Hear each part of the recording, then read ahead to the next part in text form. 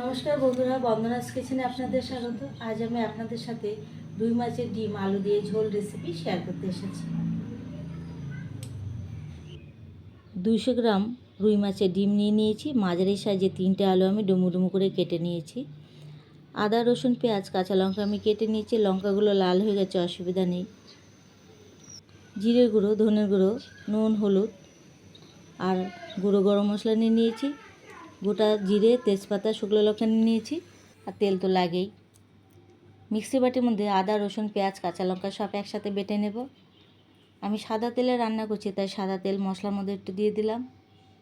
বাটা মশলার মধ্যে দিয়ে একটু বেটে নিচ্ছি।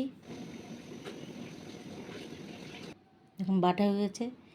এবারে ডিমগুলোতে নুন হলুদ দিয়ে মাখিয়ে নেব। তার সাথে আমি যেই মশলাটা করে রেখেছিলাম আদা রসুন পেঁয়াজের পেস্ট, সেটা 1 চামচ দিয়ে একটু মাখিয়ে নিচ্ছি। এখানে কোনো বেসনের ব্যবহার করব না। এই মাছের ডিমগুলোই ছিঁড়ে ছিঁড়ে বড়ার আকারে করে নিয়ে আমি ভেজে নেব।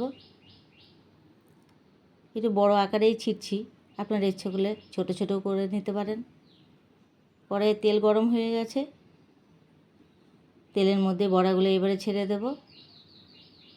মাছের ডিমগুলো ছিঁড়ে ছিঁড়ে বড়ার আকারে ছেড়ে দিচ্ছি। অল্প পরিমাণ ভাজতে হবে, 2 থেকে 3 মিনিট ভাজলেই হবে। যেহেতু এগুলো ঝোলে দেব, ঝোল দিয়ে অনেকক্ষণ ফুটবে, তার জন্য অল্প ভাজলেই হয়। উল্টে পাল্টে দিয়ে ভেজে নিলাম। ভাজা হয়ে গেছে।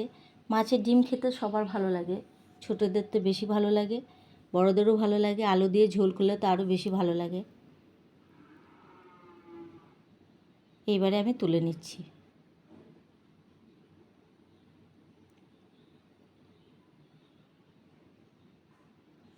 বাকি ডিমগুলো এইভাবে বড়ার আকারে দিয়ে ভেজে নিচ্ছি আমি। মাছের ডিম যখন তেলে ভাজা হয় তখন ফেনা ওঠে, এতে কোনো অসুবিধা হয় না। যত ভালো তেল হোক না কেন ফেনা উঠবেই। এখন ভাজা হয়ে গেছে, বড়গুলো আমি তুলে নিচ্ছি। ওই তেলের মধ্যে যে আমি আলুগুলো কেটে রেখেছিলাম সেইগুলো দিয়ে আমি একটু ভেজে নেব। আলুগুলো ভালো করে ভাজতে হবে যাতে পুরোপুরি সেদ্ধ হয়ে যায়।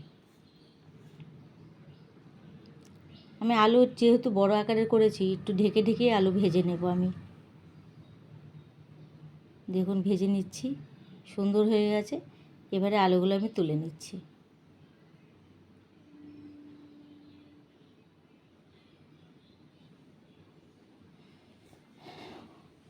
ওই তেলের মধ্যেই গোটা জিরে, তেজপাতা, শুকনো লঙ্কা ফোড়ন দিয়ে দিলাম।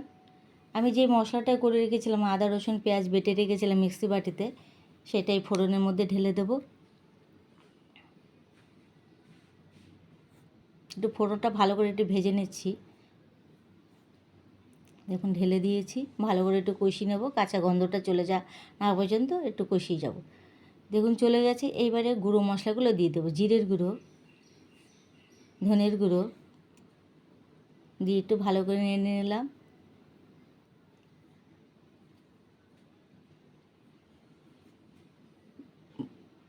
মশলা ধোয়া বাটির জলটা একটু দিয়ে দিলাম, যেহেতু গুঁড়ো মশলা একটু কষাতে হবে।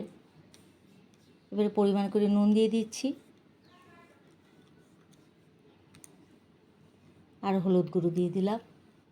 দিয়ে মশলাটা ভালো করে একটু কষিয়ে নিচ্ছি। দেখুন মশলা কষানো হয়ে গেছে। এইবারে আমি ভাজা আলুগুলো দিয়ে দিচ্ছি। দিয়ে একটু 1 থেকে 2 মিনিট কষিয়ে নিচ্ছি। তারপরে বড়াগুলোও দিয়ে দিচ্ছি, মাছের ডিমের বড়াগুলো দিয়ে দিচ্ছি। দিয়ে আবার 2 মিনিট কষিয়ে নেব। আমি এদিকে গরম জল করে রেডি করে রাখছি। দেখুন কষানো হয়ে গেছে, ভালো করে কষিয়ে নিয়েছি। ডিম আলু সব একসাথে দিয়ে কষিয়ে নিলাম 2-3 মিনিট। এবার গরম জল ঢেলে দিলাম, দিয়ে ভালো করে একটু ফুটিয়ে নেব। ভালো করে কাচিয়ে টুচিয়ে কড়াই পরিষ্কার করে নিয়েছি। একটু ঢেকে দেবো আমি। 3 মিনিট ফুটিয়ে নিলাম। দেখুন কী সুন্দর ফুটে গেছে। নুন হয়েছে ঠিক করে দেখলাম। একটু চিনির দরকার আছে, একটু চিনি দিলাম আজকে। এই চিনি দিতেও পারেন, নাও দিতে পারেন, খুবই সামান্য চিনি দিয়েছি। ঠিক নামানোর আগে একটু গুঁড়ো গরম মশলা দিয়ে দেবো আমি, একটু গুঁড়ো গরম মশলা দিয়ে দিলাম। আর পুরোপুরি রেডি হয়ে গেছে। ডিম দিয়ে, মাছের ডিম দিয়ে আলু দিয়ে ঝোল পুরোপুরি রেডি। দেখুন নামিয়ে রেখেছি।